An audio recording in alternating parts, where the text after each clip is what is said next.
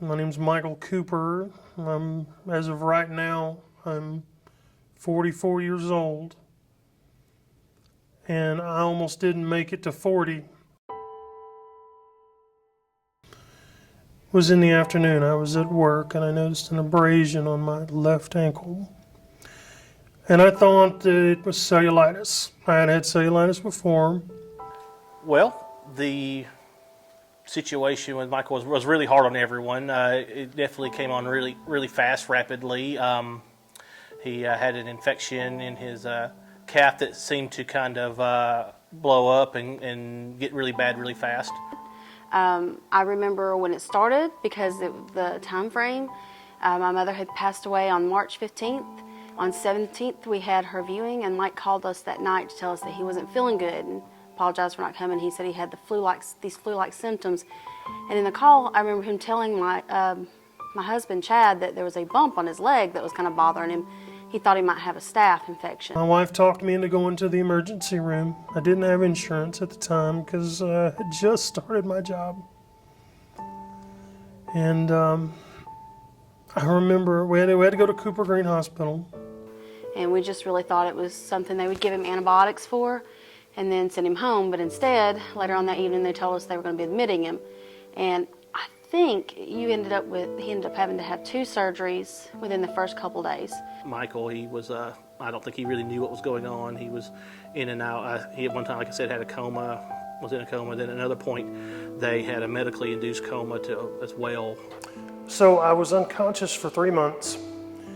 And when I woke up, after a period of coming through drug haze, for lack of a better term, I was told that I had contracted necrotizing fasciitis, the flesh-eating bacteria.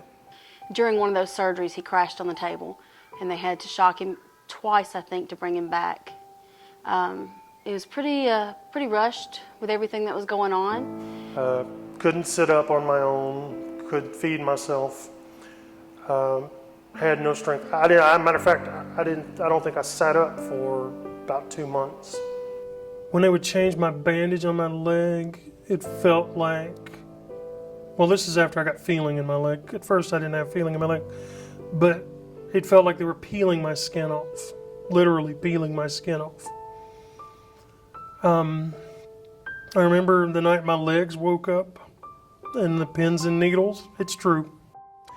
And I'll tell you this, one of the scariest things that I experienced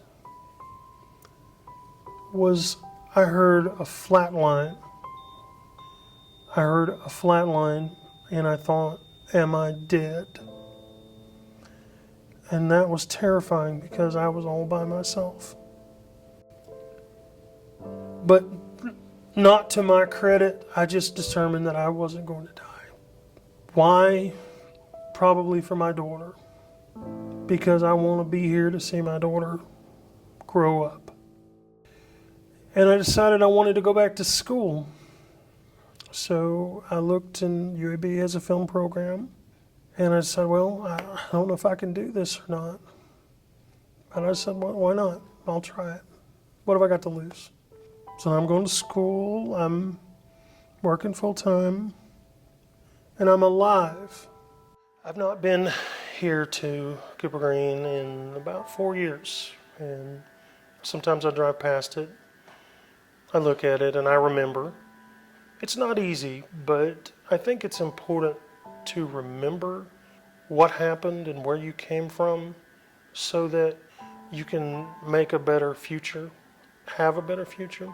He still suffers from some of it, but I think he's done the best he can with it, trying to learn how to deal with it, trying to reach out to other survivors of it, and trying to make people realize how common it actually is, because nobody hears of necrotizing fasciitis. You hear of flesh-eating bacteria, you hear of a few horror stories every now and then of people who don't survive, but the survivors get forgotten. I want to do good things, and I want to help others and myself and try to make the world a little better. That may sound corny and cliched, but it's true. When you've seen a lot of darkness, you really value the light a lot more.